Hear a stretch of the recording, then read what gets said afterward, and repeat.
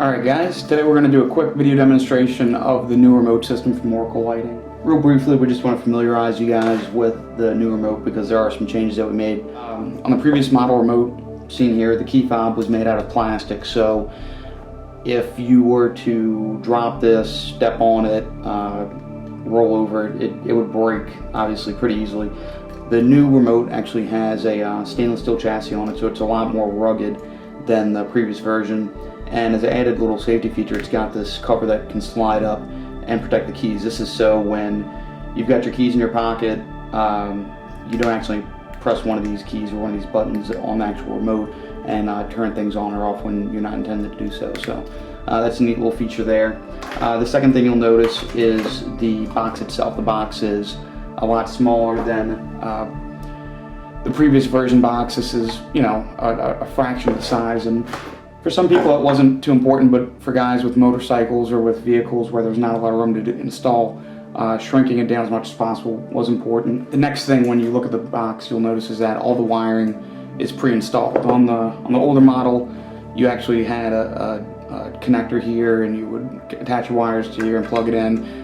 We basically just did away with some of that to simplify things. Right here you've got your main power wire. It's fused for you, so you don't have to go add your own fuse. You have black wire, obviously is ground, so we go down clean chassis ground. The wires here and here are your output wires. This would go to the actual devices that you were powering up. And there's another wire, if you look right here.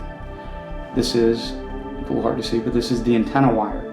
And well, the other box didn't have an antenna wire. That's because on the other box, the antenna was actually on the remote. So, you know, some people felt that was a little bit old school, so we did away with the antenna on the remote and put the antenna on the box.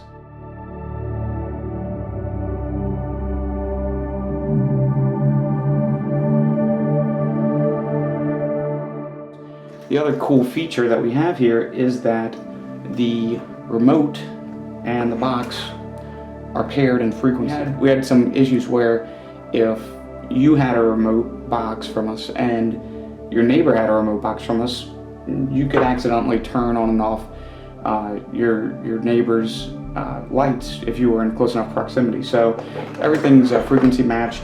You don't have to keep these stickers on, but you do want to make a note of your frequency on your controller so that if you were ever to lose your controller, we could replace it with one that would match the frequency of your controller.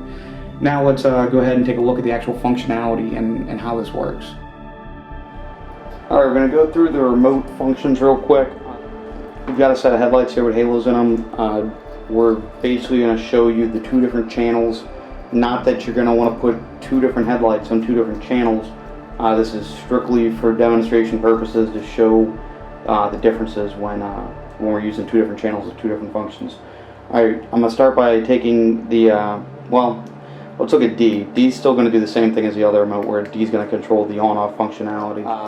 Next, we're going to take A, we're going to press and hold A, and what that's going to do is that's going to activate the dimmer. This dimmer actually has 100 steps between dim and bright rather than 6 steps like the old controller. It looks a little bit funny on camera. It's fluttering a little bit, but in person this is a pretty smooth transition. And once we find a setting that we're happy with, we release it. Let's go ahead and turn these all the way back up. So that's A, and basically I could also take A, and if I wanted to turn off one of the channels, I could not press and hold, but just press A, and that would turn off, in this case, turn off when we have our left headlight set on. We'll call it channel A, and then press it again, it'll turn off channel B and turn on channel A, and then press it a third time, we'll turn on both channels. So we're going to go over to B, and B is going to be our strobe channel in this case. So here we get an alternating strobing pattern. That's just by doing a quick press on B. So if we were to press B again, we would be getting a little bit different wig-wag type pattern here. And then in this case, we press B again, and just the right headlight is going to strobe. We'll press it again, and just the left headlight is going to strobe. And then pressing it again will just have both strobing, similar to the function of the old remote. thing would be C, and the C is going to be getting into our auto dimmer functions here. So I'm going to press C one time, and it's going to have just channel A, what we're calling channel A, in this case, dimming on and off. We call this an auto dimmer. Breathing, this is just a function where it's basically ramping up voltage and then bringing down the voltage. So we're going to go ahead and press that button again, and now we have both sides simultaneously doing this breathing function. I'm going to press it one more time. It's just going to go over to the right side here. Again, it's just doing the breathing function.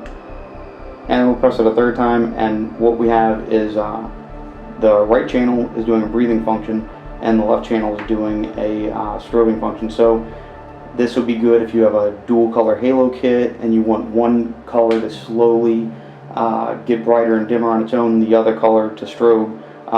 That would be a neat feature to have. In this case, it just looks kind of weird because we've got two different headlights doing two different things. The D button is the last button here, and that's just basically going to turn everything off and then turn it back on. As you can see, this has memory to it, so whatever setting it was on when we turn it off is going to be the same setting when we go back and turn it back on.